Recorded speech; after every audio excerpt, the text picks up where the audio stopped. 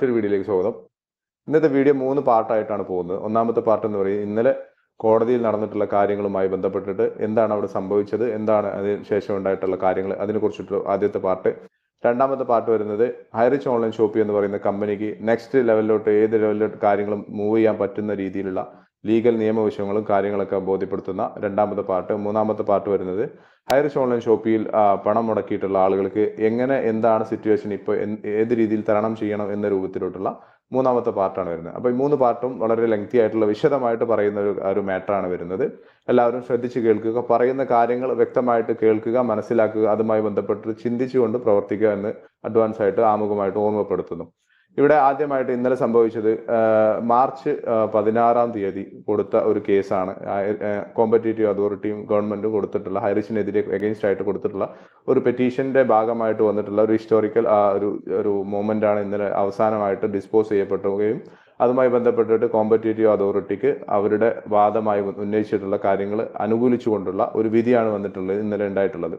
അപ്പോൾ അവിടെ പെർമനന്റ് അറ്റാച്ച്മെന്റിന് വേണ്ടിയിട്ടുള്ള ഒരു പ്രപ്പോസലാണ്, ഒരു കാര്യമാണ് ഈ കോമ്പറ്റേറ്റീവ് അതോറിറ്റി ഉന്നയിച്ചിട്ടുള്ളത്. അപ്പോൾ അത് അലോ ചെയ്തുകൊണ്ടുള്ള ഒരു വിധിയാണ് ഇന്നലെ വന്നിട്ടുള്ളത്. അപ്പോൾ അവിടെ ഹൈറിച്ച് ഓൺലൈൻ ഷോപ്പിക്ക് പ്രതികൂലമായിട്ടുള്ള ഒരു സാഹചര്യമാണ് ഉണ്ടായതും ഈ പറയുന്ന കോമ്പറ്റേറ്റീവ് അതോറിറ്റിക്ക് അനുകൂലമായിട്ടുള്ള ഒരു വിധിയാണ് ഉണ്ടായിട്ടുള്ളത്. അപ്പോൾ ഈ വിധി എന്തിന്റെ അടിസ്ഥാനത്തിലാണ് ഇങ്ങനെ ഹൈറിച്ച് ഓൺലൈൻ ഷോപ്പിക്ക് പ്രതികൂലമായി വന്നത് എന്നതിനെ കുറിച്ചിട്ടുള്ള ഡീറ്റെയിൽ ആയിട്ടുള്ള കാര്യങ്ങൾ അറിയണമെങ്കിൽ നമുക്ക് ഈ പറയുന്ന ജഡ്ജ്മെന്റിന്റെ പൂർണ്ണമായിട്ടുള്ള കോപ്പി കയ്യിൽ കിട്ടിയാൽ മാത്രമേ അറിയാൻ സാധിക്കുകയുള്ളൂ. അത് ഏകദേശം എനിക്ക് തോന്നുന്നു തിങ്കളാഴ്ചയാണ് നമ്മളെ കയ്യിലോട്ട് കിട്ടുക. അപ്പോൾ ആ സമയത്തോട്ട് അതിനെ കുറിച്ചിട്ടുള്ള ഒരു വീഡിയോ ചെയ്യാം. അപ്പോൾ ഇങ്ങനെ ഒരു പ്രതികൂല സാഹചര്യം ഇവിടെ വന്നു നിൽക്കുന്ന ഒരു സിറ്റുവേഷനിൽ ഇന്നലെ കോടതിയിൽ നടന്നിട്ടുള്ള കാര്യങ്ങളെ കുറിച്ച് ചെറിയതായിട്ടൊരു വിവരണം ചെയ്യാം. ഒരുപാട് കുടുംബത്തിലുള്ള ആളുകൾ, ഒരുപാട് ജനങ്ങൾ, ഒരുപാട് ലീഡേഴ്സ് അവിടെ ഒരുമിച്ച് കൂടുകയും സന്തോഷമായിട്ട് തങ്ങളുടെ പ്രതിസന്ധിക്ക് ഒരു പരിഹാരം ഉണ്ടാവുമെന്ന വളരെയധികം സന്തോഷത്തോട് കൂടിയിട്ടുള്ള ഒരു മെന്റാലിറ്റിയിൽ അവിടെ ഒരുമിച്ച് കൂടുകയും, പക്ഷേ അവർ വിചാരിക്കുന്ന പോലെ നിർഭാഗ്യവശാൽ അവർ അത്തരം കാര്യങ്ങൾ ഒരു പ്രതികൂല വിധി ഉണ്ടായപ്പോൾ ഒരു കാർമേഘം മൂടിയ ഒരു സിറ്റുവേഷൻ, വളരെ വല്ലാത്തൊരു അനുഭവമായിരുന്നു ഇന്നലെ കോടതിയിൽ. ഞാൻ നേരിട്ട് പോയി കണ്ടതായതുകൊണ്ട് പറയാൻ എനിക്ക് സാധിക്കുന്നുണ്ട്.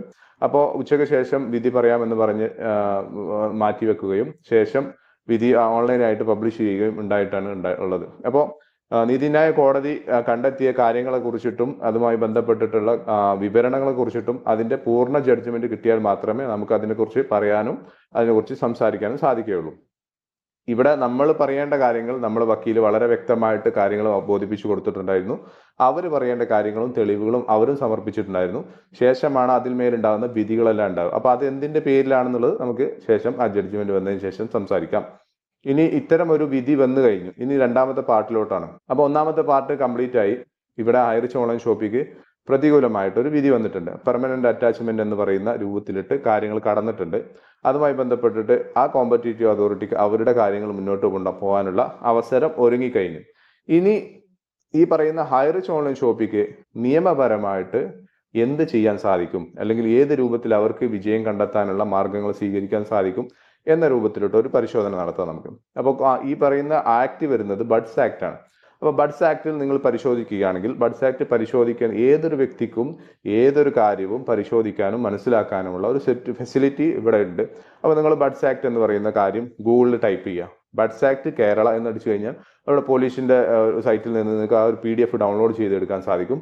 ശേഷം നിങ്ങൾ ആ ഒരു PDF ഓപ്പൺ ചെയ്തതിന് ശേഷം നെക്സ്റ്റ് നമ്മളിപ്പോൾ പറയുന്നത് ഹൈക്കോർട്ടിലോട്ട് പോകാമെന്നുള്ളതാണ്. അപ്പൊ ആ ഒരു സാധനം ഹൈക്കോർട്ട് എന്നുള്ള വേർഡ് ആ ഒരു ബഡ്സ് ആക്ടിൽ ഉൾപ്പെട്ടിട്ടുണ്ടോ എന്ന രൂപത്തിലോട്ട് നിങ്ങൾ ആ പറയുന്ന PDF ഒന്ന് സെർച്ച് ചെയ്യുക. സെർച്ച് ബാർ ഒന്ന് സെർച്ച് ചെയ്ത് ഹൈക്കോർട്ട് ഒന്ന് ജസ്റ്റ് അടിച്ചു നോക്കിയാൽ ക്ലിക്ക് ചെയ്യുന്ന സമയത്ത് നിങ്ങൾക്ക് കാണാൻ പറ്റും 19ാമത്തെ ക്ലോസിൽ നിങ്ങൾക്ക് വ്യക്തമായിട്ട് കാണാം ഹൈക്കോർട്ട് എന്നുള്ളത്.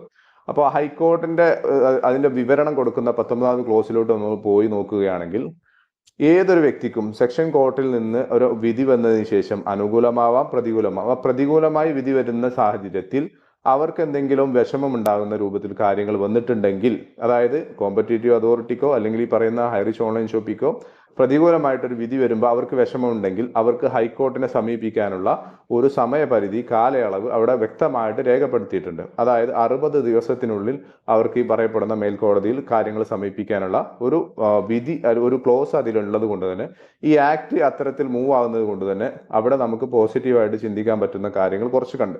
അതായത് ഒരു സെഷൻ കോർട്ടിൽ നിന്നും ഒരു വിധി വരുന്ന സമയത്ത് അതാണ് പൂർണ്ണമായിട്ടുള്ള തീർപ്പ് എന്നുള്ളത് ഒരു വിശ്വാസം നമ്മൾ ആദ്യം മാറ്റി വെക്കുക. പകരം ഇത്തരത്തിലൊരു ക്ലോസ് വെക്കുന്നത് തന്നെ ഇത്തരത്തിൽ പ്രശ്നങ്ങൾ ഉണ്ടാവാൻ സാധ്യതയുണ്ട്, ഇത്തരം വിധികളിൽ എന്തെങ്കിലും കാര്യങ്ങൾ ഉണ്ടാവാൻ സാധ്യതയുണ്ട്, അല്ലെങ്കിൽ ഈ പറയപ്പെടുന്ന വിധിയിന്മേൽ ഞങ്ങൾ അങ്ങനെ ചെയ്തിട്ടില്ല എന്ന് തെളിയിക്കാനുള്ള ഒരു അവസരം കൂടി ഈ ഒരു ആളുകൾക്ക് കൊടുക്കുന്ന ഒരു സിറ്റുവേഷനാണ് ഈ പറയുന്ന ഹൈക്കോർട്ടിലോട്ട് പോകാനുള്ള മൂവ്മെന്റ് തന്നെ ഈ ഒരു ആക്ടിൽ വെച്ചിട്ടുള്ളത്.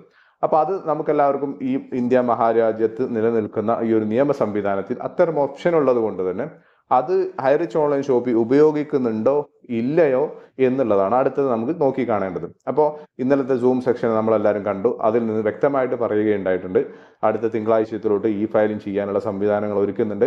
വെക്കേഷൻ കോർട്ട് നിലവിൽ അവൈലബിൾ ആയതുകൊണ്ട് തന്നെ അത്തരം കാര്യങ്ങൾ കടക്കാൻ വളരെ എളുപ്പത്തിൽ കടക്കാനുള്ള, വളരെ വേഗത്തിൽ കടക്കാനുള്ള സംവിധാനവും ഈ പറയുന്ന ലീഡേഴ്സും കമ്പനിയും എല്ലാം ചെയ്യാനുള്ള സംവിധാനവും ഒരുക്കി വെച്ചിട്ടുണ്ട്. അപ്പൊ അത് നമുക്ക് അവിടെ അവർ അതിലോട്ട് കടക്കുന്നുണ്ട് എന്നത് തന്നെ വലിയൊരു പൂർണ്ണമായിട്ട് വിശ്വസിക്കാൻ പറ്റുന്ന കാര്യമായതുകൊണ്ട് തന്നെ അവിടെ ഒരു പോസിറ്റീവായിട്ട് എന്താണെന്ന് വെച്ചാൽ ഏതൊരു അവസരത്തിലും തീർപ്പ് കൽപ്പിക്കുക ഏറ്റവും അവസാനം പോയതിനു ശേഷമാണ് ഒരു തീർപ്പ് വരിക. ഇവിടെ നമുക്ക് രണ്ടാമത്തെ സെക്ഷൻ ഹൈക്കോർട്ടിലോട്ട് പോകുന്നത് തന്നെ നമ്മൾ ഈ ഒരു ക്ലോസ് ഇവിടെ നിലനിൽക്കുന്നത് കൊണ്ട് നമുക്ക് ആ പോകാനുള്ള അവസരമുണ്ട്. അതിലോട്ട് പോകാനുള്ള തയ്യാറെടുപ്പ് ഈ കമ്പനി എടുത്തു കഴിഞ്ഞു. ഇനി നോക്കി കാണേണ്ടത് അവിടെ എങ്ങനെയാണ് കാര്യങ്ങൾ നടക്കുക എന്നുള്ളത്. സെഷൻ കോർട്ട്, വെക്കേഷൻ കോർട്ടിൽ ആഴ്ചയിൽ 2 ദിവസം മാത്രമാണ് കോർട്ട് നടക്കുക. അപ്പോൾ ആ ടൈമിലോട്ട് തിങ്കളാഴ്ച ഇ ഫയൽ ചെയ്ത് കഴിഞ്ഞാൽ ചൊവ്വാഴ്ചയോ അല്ലെങ്കിൽ വെള്ളിയാഴ്ചയോ കാര്യങ്ങൾ നടക്കാവുന്ന രൂപത്തിലേക്ക് കാര്യങ്ങൾ മാറുന്നുണ്ട്. അപ്പോൾ അവിടെ നമ്മുടെ ലീഡേഴ്സ് പറയുന്നത് നമുക്ക് കാണാൻ സാധിച്ചു. ഈ പറയുന്ന രൂപത്തിൽ വളരെ പെട്ടെന്ന് 2-3 സിറ്റിങ്ങോട് കൂടി അല്ലെങ്കിൽ 3-4 സിറ്റിങ്ങോട് കൂടി കാര്യങ്ങൾ നമുക്ക് അനുകൂലമായിട്ട് വരുന്ന കാര്യത്തിലോട്ട് കടക്കാം. കാരണം ഈ പറയപ്പെടുന്ന ഇപ്പോൾ നിലവിൽ വന്നിട്ടുള്ള പ്രതികൂലമായിട്ടുള്ള വിധിയിൽ എന്തിന്റെ അടിസ്ഥാനത്തിലാണ് നമുക്കെതിരെ ഹൈറിച്ച് ഓൺലൈൻ ഷോപ്പിക്കെതിരെ പറഞ്ഞിട്ടുള്ളത്, ഇന്ന കാരണത്താൽ ഹൈറിച്ച് ഓൺലൈൻ ഷോപ്പിക്കെതിരെ ഇങ്ങനെ ഒരു പെർമനന്റ് അറ്റാച്ച്മെന്റിന് സാങ്ഷൻ കൊടുക്കുന്നു എന്ന രൂപത്തിൽ പറഞ്ഞ കാര്യം വിഷയം അതങ്ങനെയല്ല എന്ന് ബോധ്യപ്പെടുത്താനും നമ്മുടെ നിരപരാധിത്വം തെളിയിക്കാനും പറ്റുന്ന വളരെ സന്തോഷമുള്ള നിയമവ്യവസ്ഥയിൽ നിലനിൽക്കുന്ന സാഹചര്യത്തിൽ ആരും തന്നെ പാനിക് ആവേണ്ട കാര്യമോ സിറ്റുവേഷനെ വൾഗറായിട്ട് ചിന്തിക്കേണ്ട കാര്യമോ ഓവർ തിങ്കിങ് കൊടുത്തുകൊണ്ട് ടെൻഷൻ അടിക്കേണ്ട കാര്യമോ ഇല്ല എന്നുള്ളത് ആദ്യം മനസ്സിലാക്കുക. ഇവിടെ പൊതുവെ മനസ്സിലാക്കാൻ പറ്റുന്ന സാധനം, ഇന്നലെ അനിലക്കരയുടെ ഒരു പോസ്റ്റ് കണ്ട് അതിൽ ഏറ്റവും താഴെ ഭാഗത്ത് എഴുതിയിട്ടുണ്ട്, കേരളത്തിൽ ആദ്യമായിട്ടാണ് ഇത്തരം ഒരു കമ്പനി പെർമനന്റ് അറ്റാച്ച്മെന്റ് സാങ്ഷൻ കൊടുക്കുന്നതെന്ന് വ്യക്തമായിട്ട് അവിടെ രേഖപ്പെടുത്തിയത് നമുക്ക് മനസ്സിലാക്കാൻ പറ്റും.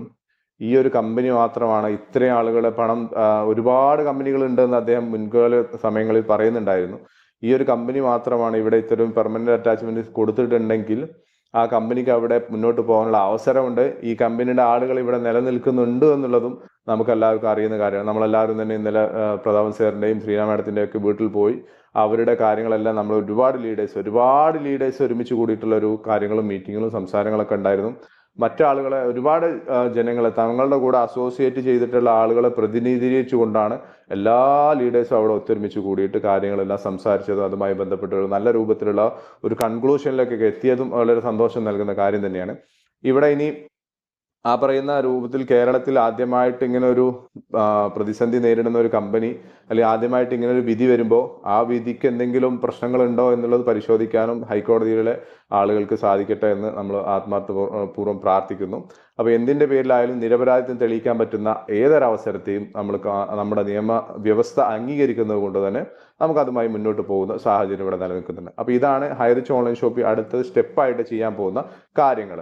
ഇനി മൂന്നാമതായിട്ട് വരുന്ന ഒരു സാധനം എന്ന് വെച്ച് കഴിഞ്ഞാൽ ഈ പറയുന്ന ആളുകൾ, അതിൻ്റെ ഇപ്പോൾ ഫോർ എക്സാമ്പിൾ എന്നെ എടുക്കുകയാണെങ്കിൽ അല്ലെങ്കിൽ സാമ്പത്തികമായിട്ട് ഈ ഒരു ഹൈറിച്ച് ഓൺലൈൻ ഷോപ്പിൽ മുതൽ മുടക്കിയിട്ടുള്ള ആളുകൾ, പർച്ചേസ് ചെയ്തിട്ടുള്ള ആളുകൾക്ക് തങ്ങളുടെ വരുമാനം, തങ്ങളുടെ സാമ്പത്തികമായിട്ടുള്ള പ്രതിസന്ധികൾ പരിഹരിക്കാൻ എന്ത് മാർഗം തേടണം, അല്ലെങ്കിൽ ഏത് വിഷയത്തിൽ അത്തരം കാര്യങ്ങൾ പരിഹരിക്കണം എന്ന രൂപത്തിലോട്ട്, തങ്ങളുടെ പണം തിരിച്ചു കിട്ടാൻ എന്ത് മാർഗം ചെയ്യണം എന്ന രൂപത്തിലോട്ടൊരു ചർച്ചയാണ് അടുത്തത് വരുന്നത്.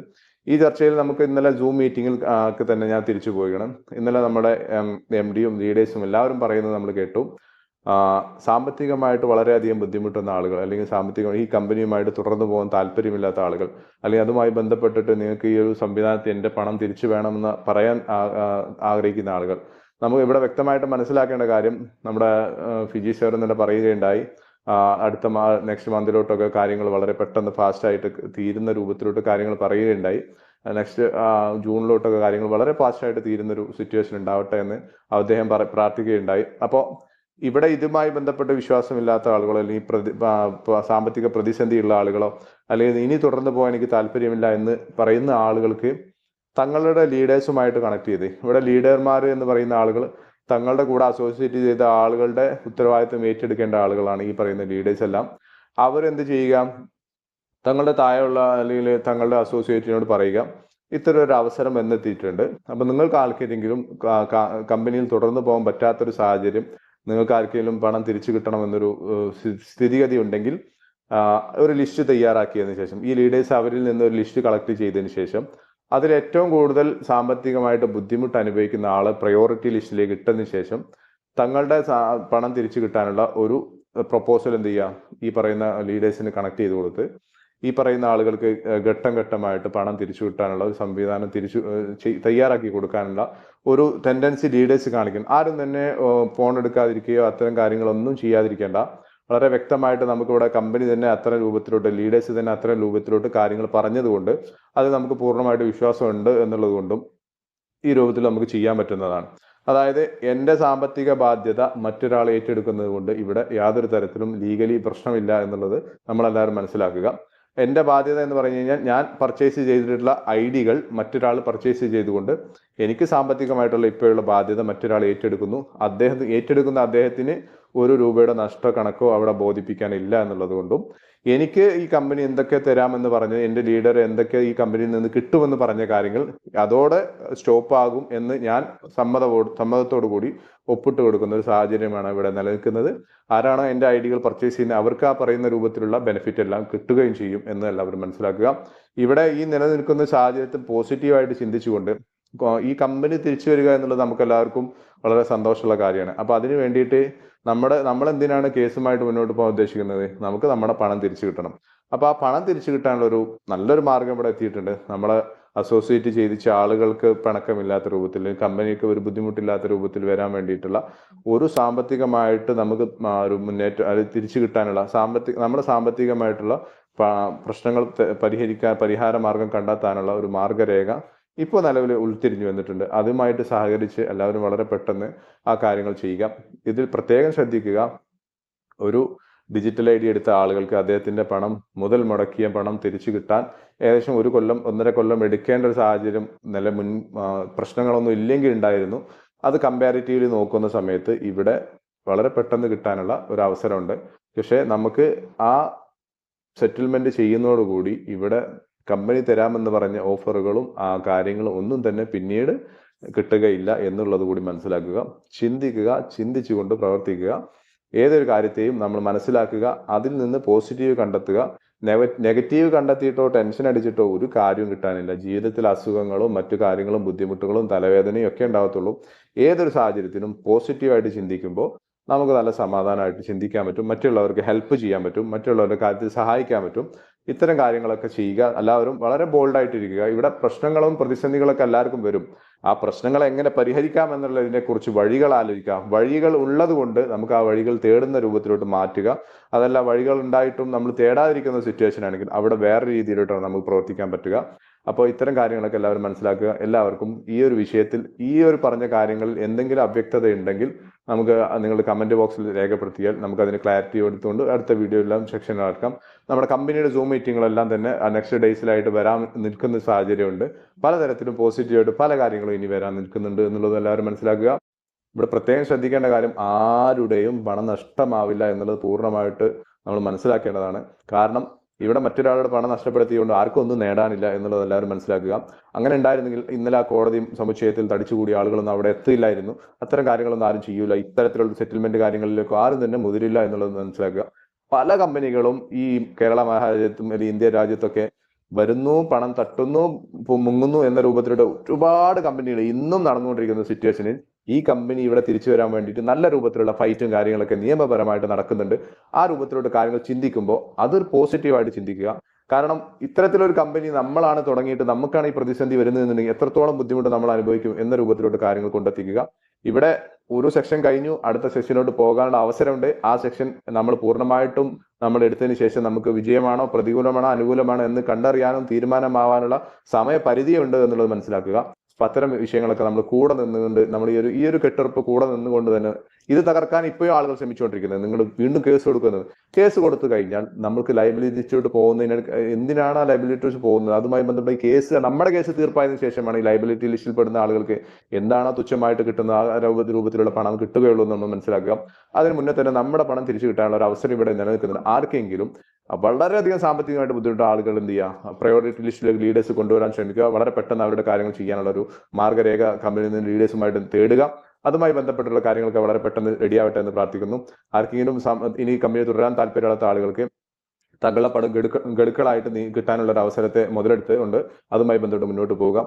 ആ കമ്പനി പറയുന്ന ഡിമാൻഡുകൾ അംഗീകരിച്ചുകൊണ്ടായിരിക്കണം ഇത്തരം കാര്യങ്ങളൊക്കെ ചെയ്യേണ്ടതെന്ന് മനസ്സിലാക്കുക. എന്തായാലും ഈ ഒരു സംവിധാനം വളരെ പെട്ടെന്ന് ഈ ഒരു ഫോം ചെയ്ത കമ്പനിക്ക് വേണ്ടി വളരെ നന്ദി രേഖപ്പെടുത്തുന്നു. ചിന്തിച്ചുകൊണ്ട് തീരുമാനം എടുക്കുക. എല്ലാവർക്കും നല്ലൊരു ദിവസം നേരുന്നു. Thank you so much.